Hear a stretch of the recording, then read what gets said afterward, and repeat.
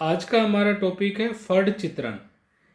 तो भीलवाड़ा के शाहपुरा कस्बे में छिपा जाति के जोशी चितेरों द्वारा फड़ चित्रण किया जाता है, जिसे राजस्थानी भाषा में फड़ कहा जाता है। फड़ चित्रण के प्रमुख चित्रकार हैं श्रीलाल जोशी, प्रदीप मुखर्जी, पार्वती जोशी जो देश की पहली फड़ चित्रण महिला हैं, और गोतली देवी चौथमल जी धूल जी। इसमें आगे है, फड़ भोपों के लिए निर्मित की जाती हैं। ये भोपें फड़ को लकड़ी पर लपेटकर गांव-गांव जाकर पारंपरिक वस्त्रों में रावण हत्था या जंत्र वाद्ययंत्र की धुन के साथ कदम थिरकाते हुए इसका वाचन करते हैं। फड़ चित्रण में लोक देवताओं के जीवन के अनेक प्रसंगों और उनसे संबंधित चमत्कारों को चित्रित किया जाता है। चित्रों में जो सबसे प्रमुख आकृति होती है उसको सबसे बड़ा बनाया जाता है और अन्य आकृतियों को उसके अनुपात में छोटा बनाया जाता है। रंगों का प्रतीकात्मक प्रयोग भावों की अभिव्यक्ति में सहायक होता है। जैसे देवियों को नीले रंग के अंदर कलर किया जाता है, देव को लाल रंग में, राक्षस को काले रंग में, साधु को सफ़ेद या पीले रंग में चित्रित किया जाता है। फड़ को जीर्ण शीर्ण होने पर या फट जाने पर पुष्कर जी में विसर्जित कर दिया जाता है, जिसे फड़ को ठंडी करना कहते हैं। चातुर्मास में फड़ चित्रण नहीं होता क्योंकि उस समय देवता सो जाते हैं। पुनः देव उठनी 11 से फड़ चित्रण का कार्य प्रारंभ होता है। फड़ चित्रण प्राय मनौती के रूप में, यानी किसी अनिष्ट की आशंका होने पर उसको दूर करने के लिए किया जाता है।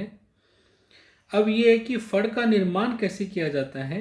तो फड़ के लिए सर्वप्रथम एक मोटे हाथ से कते हुए जो सूती कपड़े हैं, 2 सूती कपड़े जो रेजी या रेजा कहलाते हैं, पर गेहूं या चावल के मांड में गोंद मिलाकर कलफ लगाया जाता है और सतह तैयार होने पर उसे घोट कर समतल किया जाता है।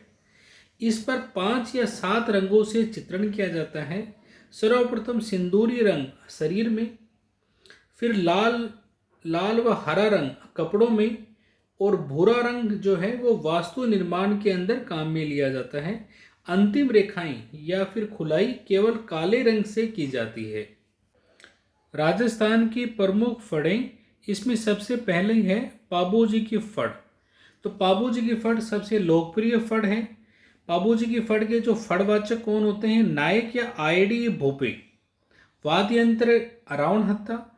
इस फड़ में मुख के सामने भाले का चित्र होता है और पाबूजी की घोड़ी केसर कालमी को काले रंग में चित्रित किया जाता है। इस फड़ को रात में बाचा जाता है। नेक्स्ट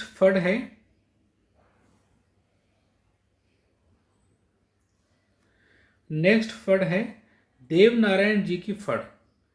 इस फड़ के फड़वाचक होते हैं गुजर बोपे, और जो वाद्य यंत्र काम में लिया जाता है वो है जंतर।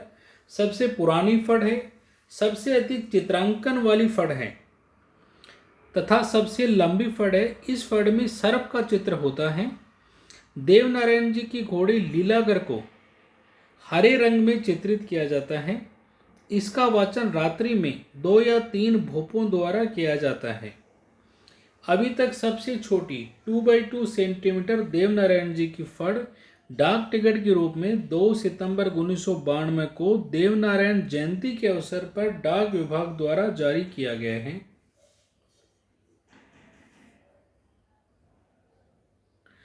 अगली फड़ है रामदेव जी की फड़।